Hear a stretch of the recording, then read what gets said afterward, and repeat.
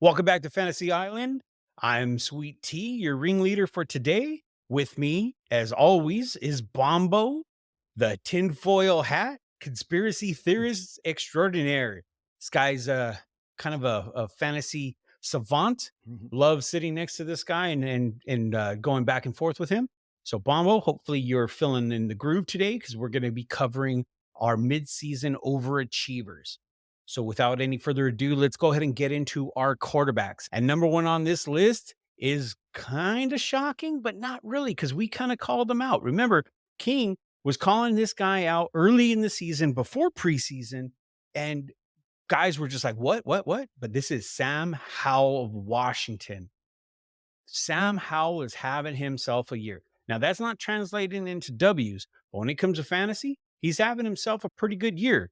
He's solid. He's number 5 in fantasy PPR points. He's got 2,783 yards and he's got 17 tutties on the season. Not to mention, he can get it done on the ground. He doesn't run a lot, but when he has to, he can get it done on the ground too. So I like me some Sam Howell, but what do you think? First off, shout out to anyone that had a quarterback go down early who picked up Sam Howell off the waiver wire. I think that's probably the reason why your season is still alive. And T, I'm going to go out and throw the coconuts out there and say, I don't mean to bash Justin Herbert, but the drop off between Sam Howell and Justin Herbert is not that far that people like to make it seem like. Sam Howell is in a same type of situation where the offense is asked to throw the ball 50 times a game. He's just a little bit more efficient, undersized. But honestly, Sam Howell is the NFC East Justin Herbert. This guy is just a cannon all over the field, throwing it to weapons. Like he's making these guys weapons because I know that King said earlier in the year having Jahan Dotson, Curtis Samuel, Terry McLaurin is the benefit is for Sam Howell. Honestly, I think Sam Howell is the benefit to those guys because his arm and his ability to gunsling is what's making those guys shine. You know what? I'm just going to say this. There's only 3 fantasy points between Herbert and Sam Howell. That's it. Herbert is 3 points I didn't even ahead have of to him. see that. Yeah, I Yeah, didn't even have to see that's that and just be that's like, what yeah, I know you I've been didn't saying see it that. all year. Like Sam Howell should be getting that love. I know that you didn't see that. That's why I had to throw that Mhm. out there because you were more right than you realized. All right, so okay, let's keep this rolling and let's go into our number 2 overachiever of the year. I'm going to be the first one to say, you know what? I took pop shots at this guy. I'm not a fan of his. I'm not a fan of him as a person, how he operates, how he conducts himself, but I can't deny the fact that he has overachieved so far this year, and that is Baker Mayfield. Baker Mayfield, you and I both said this. I think you were the first one to say it on air, but you said this guy probably won't even be the starter on this team. Not only has he been the starter, but he's made them respectable in a season that everybody has said has been throwaway, that it just wasn't going to happen for him. So far on the season, he is number 16 in fantasy PPR. He has over 2,000 yards passing. He's got 2143. He's got 14 tutties. He's got 149 fantasy points overall. That's not bad. When you think about it, it's not bad. That is respectable. He's in the middle of the pack. He's right above Joe Burrow. He's right there, right just a tick below Kirkland Cousins before he got hurt. He's above Trevor Lawrence. He's above Derek Carr. He's above some decent quarterbacks that has gotten a lot of love over the past few years in fantasy. So he surprised the hell out of me, Bombo. You can make fun of me all you want. You can throw me under the bus because I put my coconuts out there. But I don't know, man. I gotta give him his flowers and his due. I'm gonna go with the domino effect of wrongness. So I told everyone on the island, don't invest in Mike Evans. I told everyone that Rashad White was going to take a hit because of Baker Mayfield and that Baker Mayfield was probably not even going to start. The reason why all those guys are balling right now is because of Baker Mayfield. The team may not be doing that well, but they're doing a lot better than a lot of us thought they'd be doing. And I'm going to throw it out there like this, T. I'm a Raider fan, so I'm not one to talk about a horrible fan base. But if you're a Browns fan, are you kicking yourself in the ass right now by wanting Baker Mayfield off of the team and hyped to get Deshaun Watson, knowing that right now, if Baker Mayfield was the starting quarterback for the Browns, they'd be in a lot better position than they are right You know what? You just kind of reignited a war between Browns fans because there was a lot of people that were also at the same time pissed that he was kind of tossed away that the way that the Browns did it. Yeah. So, yeah. All right. And number 3 on this list, you and I just talked about him in another segment a little bit. We touched on him just slightly, and that is CJ Stroud.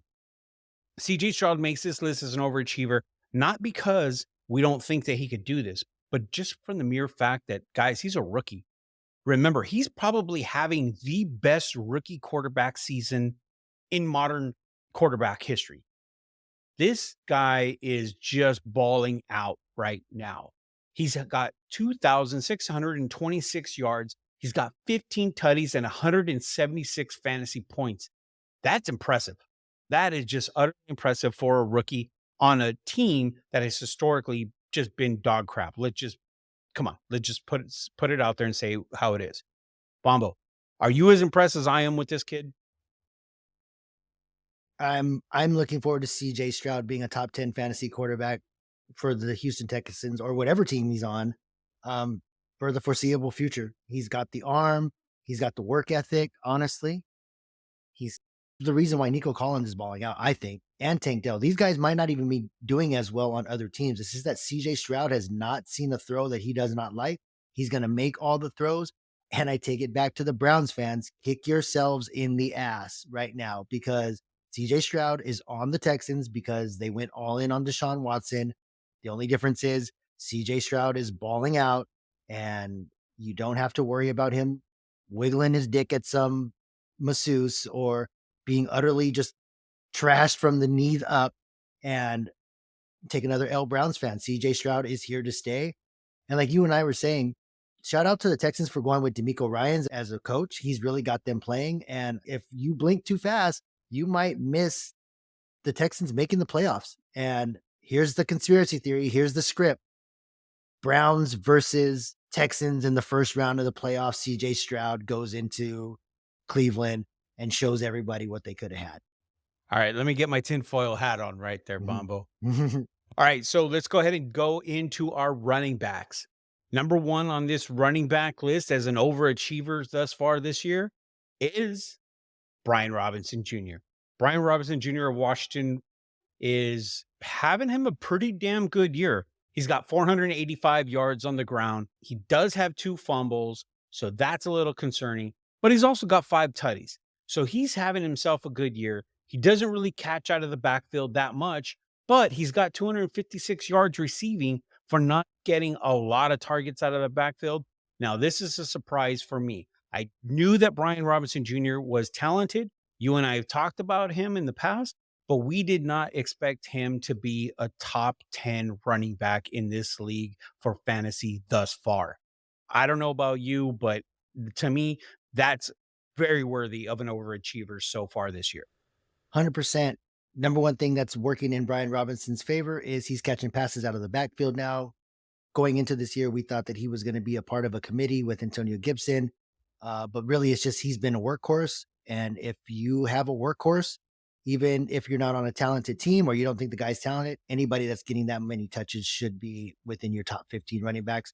Brian Robinson right now is flourishing right now in that enemy offense as the go-to back. And shout out to anybody that either made a move for Brian Robinson or got him really cheap in the draft because he's performing right now. Overachieving though. For sure, 100%. All right, that leads us into number 2 on this list. Number 2 on this list, listen, he's not in the top 10, but he is definitely overachieving, not because he's not talented, but because he could never really stay healthy and he never had those big seasons that everybody expected to, and that is DeAndre Swift. DeAndre Swift, when he was with Detroit, he had the talent. When he was in the lineup, he was balling, but at the same time, that was very few and far between. Then fast forward, he goes from one good, solid O line to an amazing O line. He wasn't even the starter on this team. He was left for dead. They just didn't even want to even incorporate him. And now all of a sudden, because of, I guess, some luck with some guys going down, whatever you want to call it, he was able to showcase his talents. And now this guy is balling for them. He is overachieving in the sense of They didn't even want him as the number one featured back, and now he is. 614 yards on the season, 3 tutties. He's got 166 yards receiving and 1 tutty receiving. He's got 130 fantasy points on the year so far. He's having himself a really solid year and overachieving. Bombo, what do you think? You hit it all on the head. We thought he was just going to be part of the committee. He was going to be the change of pace back or the pass catching back in a committee with Rashad Penny, with Kenneth Gainwell sprinkled in there. First game of the year, DeAndre Swift gets no run. Kenneth Gainwell gets the start. Everyone here on the island thought Kenneth Gainwell was the guy to have. Then he gets injured. And then next thing you know, DeAndre Swift makes the most out of his opportunities. I'm going to even take it even further. If you have the assets, try to acquire DeAndre Swift by your trade deadline because I see him being a top 5 back by the end of the season. Wow, you heard it here first, guys. All right, in our last back on this overachiever list, Bombo, this might come as a surprise to some. It may not, but to you and I, we talked about this, and I'm going to tell you right now, this guy, it's kind of a surprise. It's an overachieve, and that's Alvin Kamara of the Saints. Now, Alvin Kamara, he was expected to be this top back. He had flashes, but he hasn't really been that guy. He really hasn't put together those seasons fantasy wise that everybody drafted him to do. And this year, he wasn't supposed to be even their starting running back. And now Kamara's like, you know what? Let me show you what I can do. For whatever reason, he woke up. He's got 388 yards, 2 tutties, but he's also, this is where he separates himself from all the other backs on this list. He has 305 yards receiving and a tutty. He has 50 catches receiving out of the backfield. Because why? Derek Carr, the way they run that offense and what Derek Carr does. And that is the game changer. And that is what Kamara is known for and what he can do. And he's really surprised a lot of people. And it shows that's why he's on this list. What do you think, Bombo? Yeah, for Kamara, especially for anyone that has any stock in Kamara in fantasy, it's the perfect storm.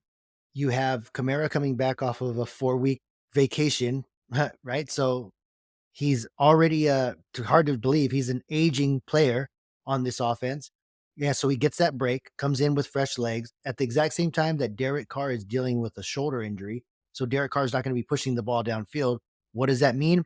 Check downs. And for the Saints, that's check downs to your best offensive weapon. The reason why he's balling out like that, really simple. No need to overcomplicate it. He's getting those check downs and making the most of it. He's made a career out of doing that. And I mean, like I said, I don't know if the Saints are going to the playoffs or if they're going to be winning real football games, but in this offense, for what he's worth, Alvin Kamara is the engine that's making this offense go fantasy wise. No doubt. No doubt. All right.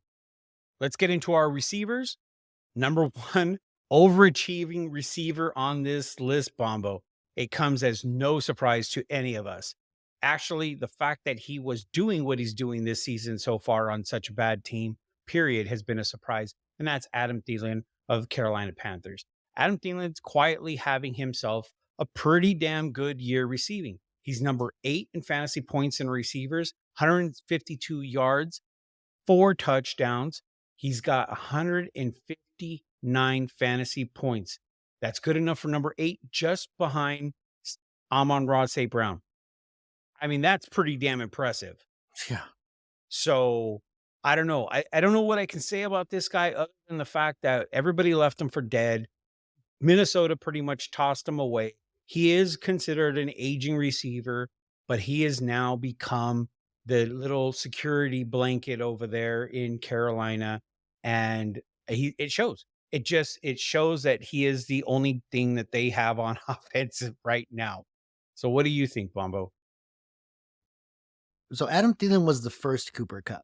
So not a fast guy, not taking the top off the defense, just a crisp route runner that knows how to get separation and gets to the ball right when he and the ball meet at that point where nobody else can catch it at the right time in full stride.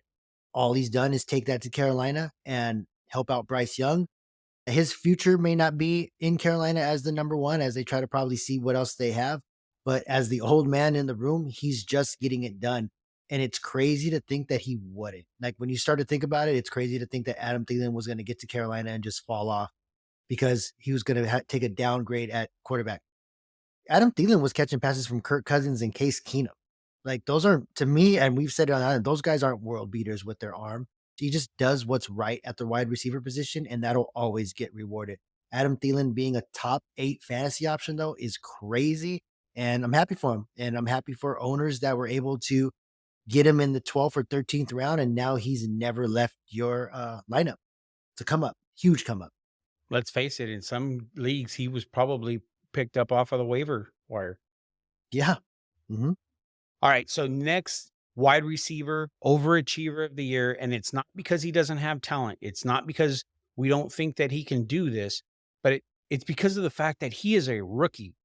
I want everybody to realize Puka Nakua of the Los Angeles Rams is a rookie. He was drafted in the 5th round, 177th overall. Let that sink in, guys. 177th overall, 5th round. And right now, he is the number 10 receiver in the league in fantasy points. He's got 827 yards receiving. He's got 2 tutties and 159 fantasy points. This guy has come out of nowhere when it comes to most fantasy relevant, just anything. Yet, we will say, and we're going to be stroking our own you know what when we say that you heard it here first. Fantasy Island called it out. We called out Puka Nakua saying this preseason, saying this early as a must get off of your waiver wire if he is there available because he shouldn't be.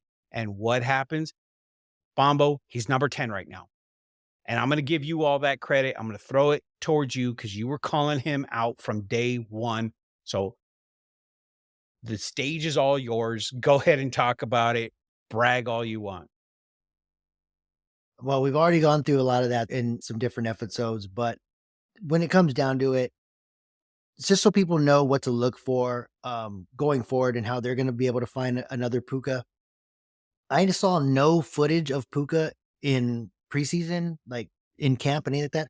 I saw no footage of Puka catching passes from the backup quarterback. He was catching passes from Stafford in camp. So he's not working. He was not working with the threes. He was not working with the scout team.